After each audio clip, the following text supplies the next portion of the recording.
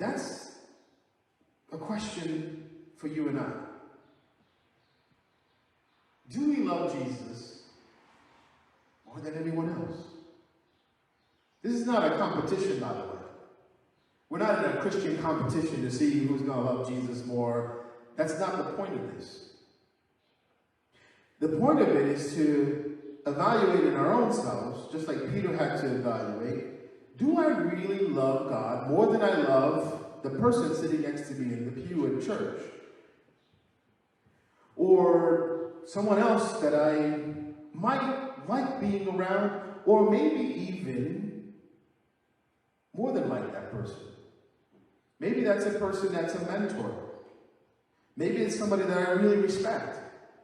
But do I love them more than Jesus? That's the question that was asked to Peter. And Peter sadly realizes something. He says, Lord, you know all things. You know that I love you. It's an odd response. Feed my sheep. What? Now, I'm sure Peter had an understanding of what Jesus was coming to.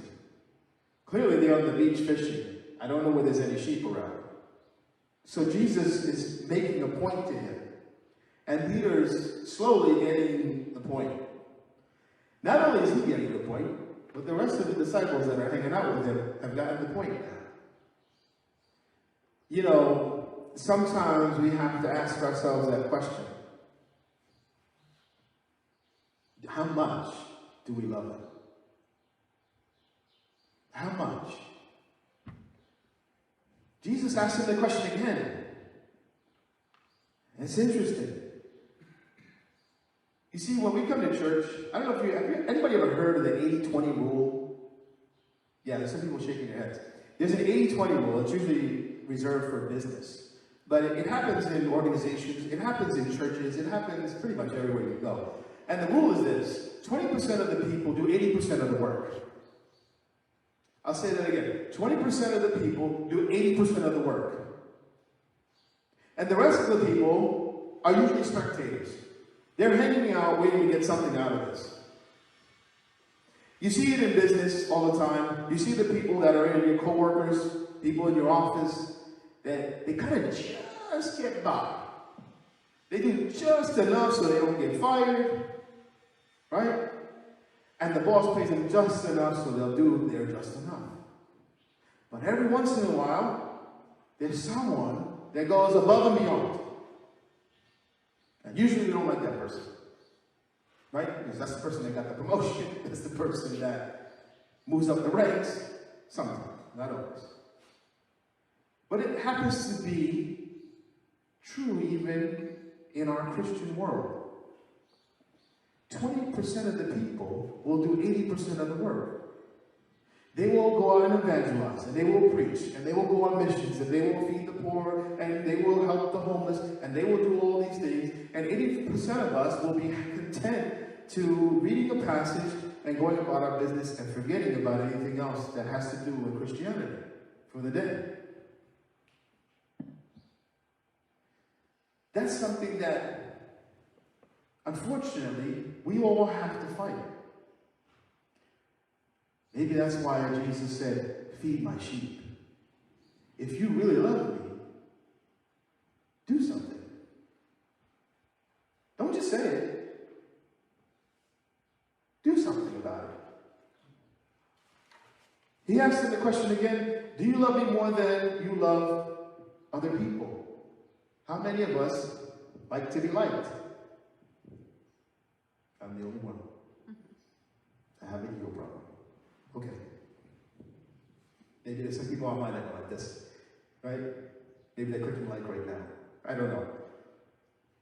But don't we like to be liked? Do we want to go into a hostile work environment? Do we want to come into a church where nobody likes us?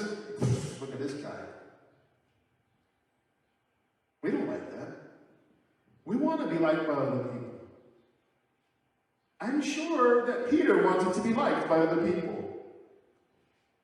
You see, part of that denial was he realized a couple of things. One, the people that were accusing him of knowing Jesus, there was a group of them. And when you're in a group and people are accusing you of something, you have a tendency to do this, backpedal, and you go, oh, whoa, maybe you got this wrong. I don't know that guy. Some of it is fear, because if people really don't like you, as in the case of Peter, they might just throw you on a cross too. And that was not a good prospect for him, at least not at that moment. But we can be very critical about all his disciples. We can be critical about all the situations, but we found ourselves in those situations time after time. How many times have you compromised? You know you were doing something you shouldn't be doing. You know you shouldn't have been saying that, and you said it. Why? And sometimes we walk out of a situation and we go, I can't believe I just said that or did that. And you realize that you want to be liked by other people. And you want to be liked by other people more than you love Jesus. I'll say it again. A lot of us want to be liked more than we love Jesus. We're afraid to even say Jesus Christ. But we're not afraid to use it as profanity, but we're afraid to say it as Christians. We're afraid to say it in our office. We're afraid to say it on TV. You can't say it on the radio. I had a good friend of mine say, you say Jesus Christ a lot. I said, well, I'm a Christian. What else am I supposed to say? Well, maybe you should switch it up and just say God. I said, well, why? Well, because that might be offensive to some people. Okay. What else am I supposed to say? If it were not for Jesus Christ, I wouldn't know who God was. Some people want to be liked. So Jesus asked the question, do you love me more than you love other people? Think about that for a second. Peter's being asked this, why? Because Peter's got some influence. If you look at the story, he says, I'm going fishing. Everybody else says, all right, we'll go with you. Peter, by the way, becomes one of the major leaders in the Jerusalem church. And as church history has gone, Peter actually did get crucified.